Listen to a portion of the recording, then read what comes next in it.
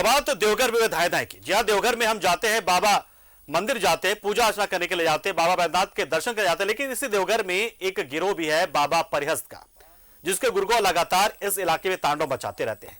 इसी कड़ी में एक बार फिर से एक खटाल मालिक है पप्पू ठाकुर पर जानलेवा हमला किया गया। इतना ही नहीं, अपराधियों ने दिन दहाड़े दनादन फायरिंग की। फिलहाल पुलिस मामले की जांच में जुटी, लेकिन एसपी की माने तो पप्पू ठाकुर का संबंध भी बाबा परिहस्त गिरोह से है। इसका मतलब है कि कोई आपसी रंजिश में या वर्चस्व की लड़ाई में यह गोलीबारी हुई है। एक रिपोर्ट आपको दिखा रहे हैं।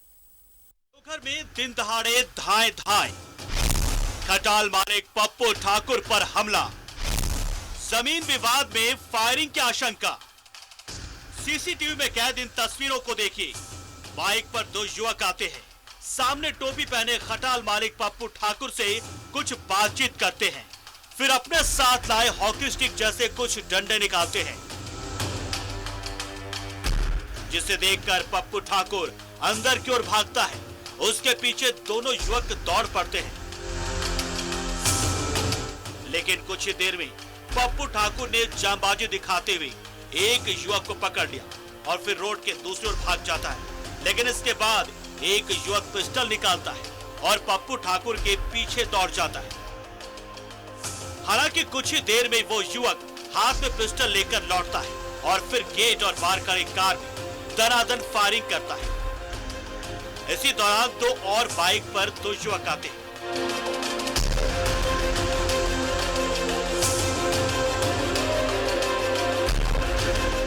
चारों के आपस में कुछ बातचीत होती है, फिर पिस्टल लहराते चारों युवक भाग जाते हैं। सीसीटीवी में कैद ये तस्वीरें देवघर के सारवा मुख्य सड़क पर स्थित करंकोल गांव की है, जहां खटाल मालिक और व्यवसायी पप्पू ठाकुर पर जानलेवा हमला हुआ है। 3 बाइक पर आए 4 अपराधियों ने न सिर्फ पप्पू ठाकुर पर हमला किया, बल्कि दिन दहाड़े फायरिंग भी की। ये इनका यहाँ घर है, आना जाना लगा रहा था, तो इसी बीच में आके हाथापाई इनसे किया और उसके बाद फायरिंग करना चालू कर। तो वो तो पहचान नहीं हो पाया ना। कितना राउंड फायरिंग किया है? अभी 7 से 8 राउंड फायरिंग किया है। किसी को लगी नहीं है ना गोली? नहीं लगी नहीं है, बाल घटना की सूचना पर एसपी खुद मौका वारदात पर पहुंचे और मामले की जांच की। एसपी की माने तो घटना के पीछे बाबा परिहस्त गिरोह का ही हाथ है। परिहस्त गिरोह के गुर्गों ने फायरिंग और तोड़फोड़ की है। सबसे बड़ी बात यह है कि जिस पप्पू ठाकुर पर हमला हुआ उसका संबंध भी परिहस्त गिरोह से ही है। एसपी ने घटना के पीछे जमीन विवाद की आशंका जताई।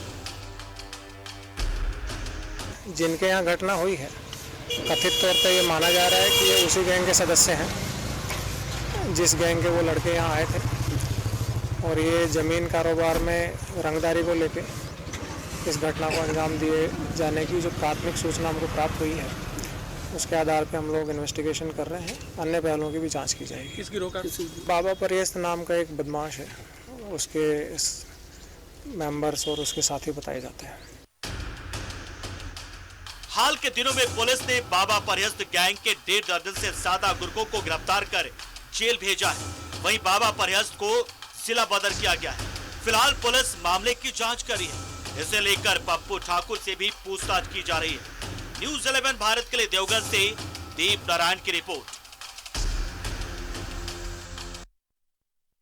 तो देवघर जो है बाबा नगरी, जहां आस्था का सैलाब उमड़ता है हर दिन, हर पल, हर पहर। लेकिन इस देवघर में एक जगह धाय-धाय भी हुई और सवाल खड़े हो गए कि आखिर क्यों पुलिस का खौफ नहीं है। सवाल इसलिए खड़े हुए क्योंकि जिस गैंग की एक करतूत थी, वो गैंग काफी सालों से यहां पर सक्रिय है, तो आखिर उस पर लगाम लग क्यों नहीं पा रही है, यही बड़ा सवाल है और इसीलिए पुलिस से सवाल पूछा जा रहा है। हमारे सहयोगी दीप नारायण इस खबर पर पूरी जानकारी के लिए हमारे साथ सीधा जुड़ रहे हैं। दीप नारायण, देखिए, बाबा नगरी देवघर में सुरक्षा व्यवस्था यूं तो चाक चौबंद हमेशा ही रहती, क्योंकि देश विदेश के दुनिया भर के श्रद्धालु यहां पर पहुंचते रहते हैं, 24 घंटे मौजूद रहते हैं इससे देवघर में। लेकिन ये बाबा परिहस्त गैंग जो है वो एक्टिव कैसे रह जाता है, कैसे सक्रिय वो लगातार, जबकि आए दिन जो घटनाएं घटती हैं उसमें उसका नाम सामने आता है, तो फिर कैसे उनकी हिम्मत इतनी बड़े होती कि दिन दहाड़े वो इस तरीके से इस तरह घटनाओं को अंजाम दे जाते हैं वो?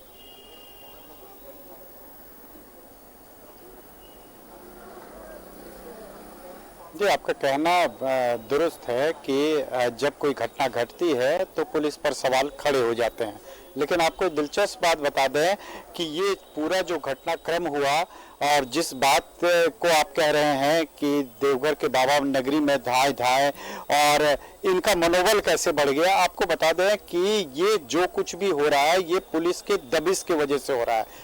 इस घटनाक्रम के हम आपको थोड़ा सा फ्लैशबैक में ले जाते हैं कि बाबा परिहस्त गैंग जो है वो काफ़ी सालों से एक्टिव है और जमीन संबंधी मामलों में सक्रिय रहा है और बहुत बड़ा गैंग रहा है। लेकिन जब देवघर के नए एसपी आए हुए थे सुभाष चंद्र जाट और इन्होंने जब अपनी सक्रियता दिखाई और सभी थाना को एक्टिव किया गया और आम लोगों की शिकायतों पर जब पुलिस अलर्ट मोड में आई, तो आपको बता दें पिछले 3 महीनों में अभी तक बाबा परिहस्त सहित 3 कुख्यात को जिला बदर किया जा चुका है और उसके बाद जो बौखलाहट आई उसके बाद आपको बता दें 1.5 दर्जन से ज्यादा इनके ग्रुप के सक्रिय सदस्यों को अभी तक गिरफ्तार कर सलाखों के पीछे भेज दिया गया।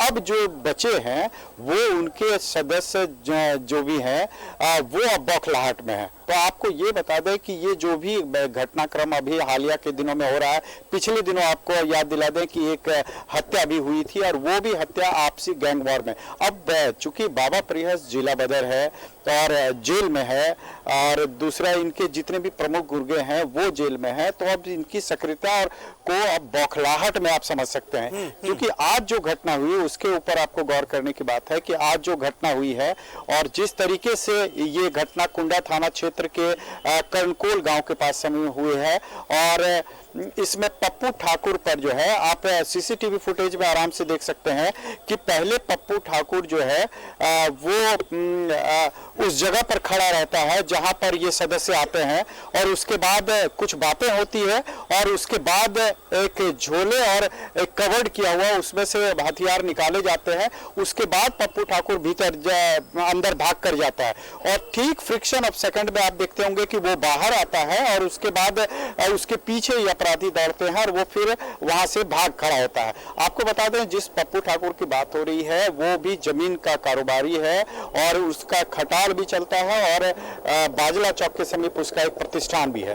तो जमीन से जुड़े कारोबार से ही वो भी जुड़ा हुआ है और जिस तरीके से देवघर एसपी सुभाष चंद्र जाट ने कहा है कि जो अपराधी आए थे 3 बाइक पर 4 अपराधी वहां पर आए थे और ये बाबा परिहस्त गैंग से संबंध रखते थे और कहीं ना कहीं देवघर एसपी ने इशारा किया है कि पप्पू ठाकुर भी जो है उसका करीबी रहा था। तो ये आपसी गैंगवार के रूप में भी देख सकते हैं, लेकिन फिलहाल जो पुलिस ने स्पष्ट किया है उसके अनुसार ये जो पूरा मामला है वो जमीन संबंधी मामला ही है। और आपको बता दें एक बार कि देवघर के बाबा नगरी में जो भी घटनाएं हुई है या पिछले 2 महीनों की जो घटनाएं ले लें आप, वो तमाम जो हत्याएं हुई है वो सीधा किसी न किसी जमीन विवाद से जोड़कर उसको देखा जा रहा है और ये बातें पुलिस के सामने इंक्वायरी में साफ भी हुई है कि जमीन की वजह से ये हत्याएं हो रही है। माना जाता है कि जो अपराध होता है उसमें आधे से ज्यादा जो उसके पीछे कहीं ना कहीं जमीन से जुड़ा मामला होता है, जमीन का विवाद ही होता है। अच्छा, फिलहाल जिस तरीके सुबह में अंधाधुंध और दिन दहाड़े जो फायरिंग घटना हुई, सीसीटीवी फुटेज में सब कुछ आ चुका है, पुलिस कैसे आगे बढ़ रही, मतलब कितना आगे बढ़ पाई अब तक?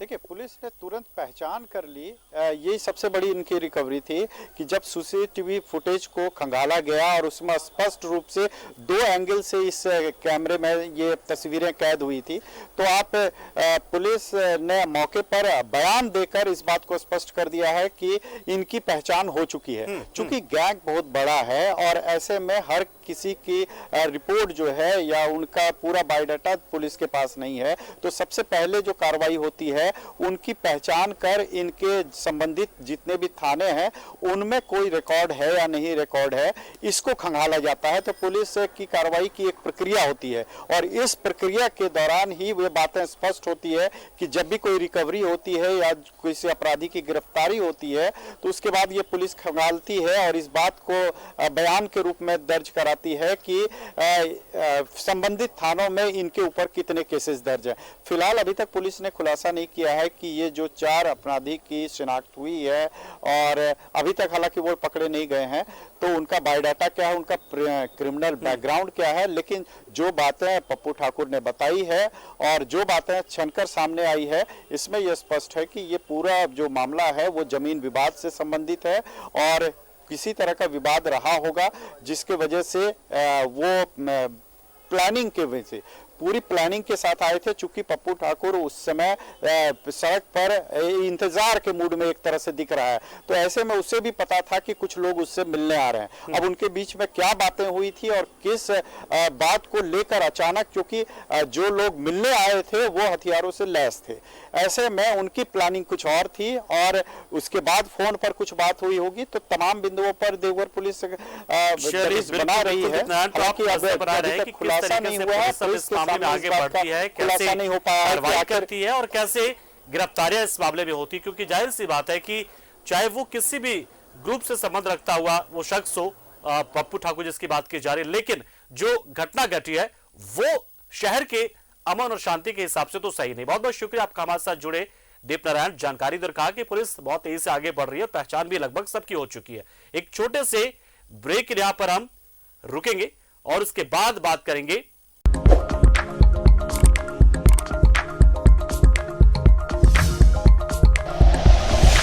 Like and share videos, subscribe करें हमारा चैनल और प्रेस करें बेल आइकॉन। न्यूज़ 11 भारत, सच है तो दिखेगा।